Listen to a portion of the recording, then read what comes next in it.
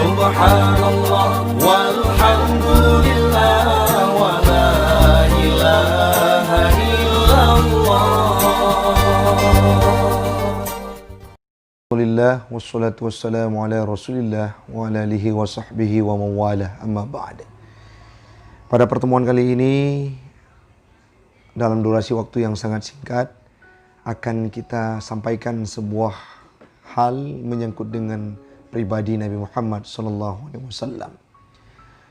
Rasul kita Nabi Muhammad SAW, dengan segenap keistimewaannya Allah berikan kepada beliau contoh yang pernah kita dapatkan dalam Al-Quran, di mana Nabi Allah Musa, kala beliau ingin berhadapan dengan Firaun yang kalimatnya biadab luar biasa, kalimatnya tidak beretika, beliau meminta kepada Allah untuk mampu bersabar.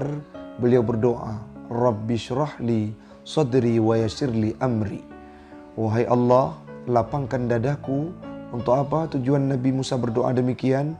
Untuk mampu menerima, mendengar kalimat-kalimat yang diucapkan oleh Fir'aun yang bejatnya luar biasa.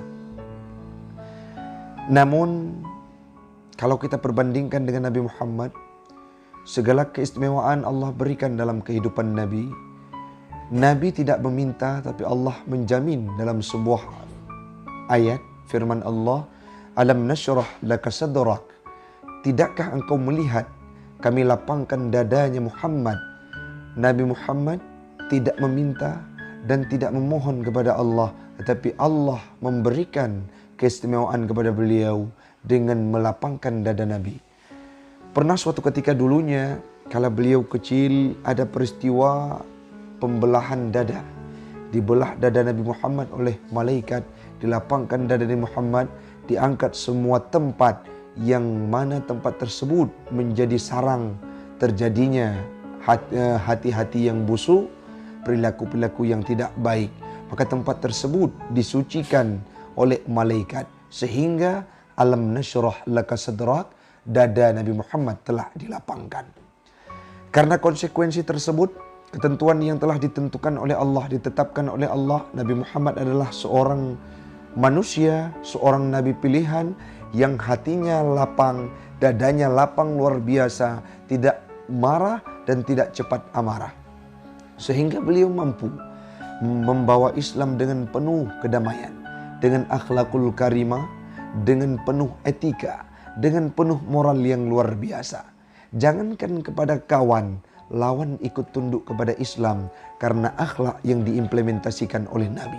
Coba bayangkan, beliau tidak pernah mengeluh, beliau tidak pernah merasa jenuh, beliau tidak pernah marah. Kala dicaci, dihina, dilempari dengan pokok korma, dilempari dengan kotoran onta, ditimpa dengan kotoran manusia saat beliau sujud menghadap Ka'bah, saat beliau sujud beribadah kepada Allah, sehingga Fatimah menangis berderai air mata melihat bagaimana ayahnya disiksa, dianiaya. Beliau tidak membalas semua kejahatan tersebut dengan kekerasan, tetapi karena akhlaknya yang mulia, jangankan orang lain, Abu Jahal, Umayyah bin Khalaf ikut tunduk kepada kalimat-kalimat yang dibacakan oleh Nabi Muhammad yang bersumberkan dari Al-Quran. Karena egonya saja, Abu Jahal tidak mau masuk dalam Islam.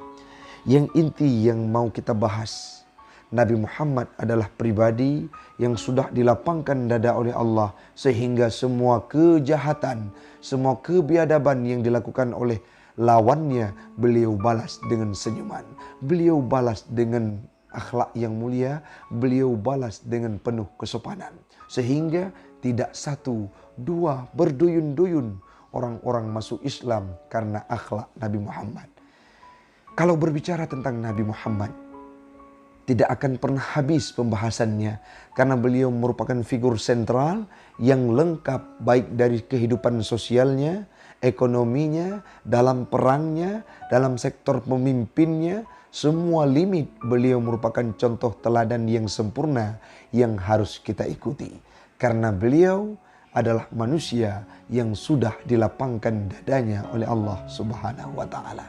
Ikutilah Nabi Muhammad, ikutilah jejaknya, aplikasilah akhlaknya, lapangkan dada seperti Nabi Muhammad yang telah dilapangkan dada oleh Allah.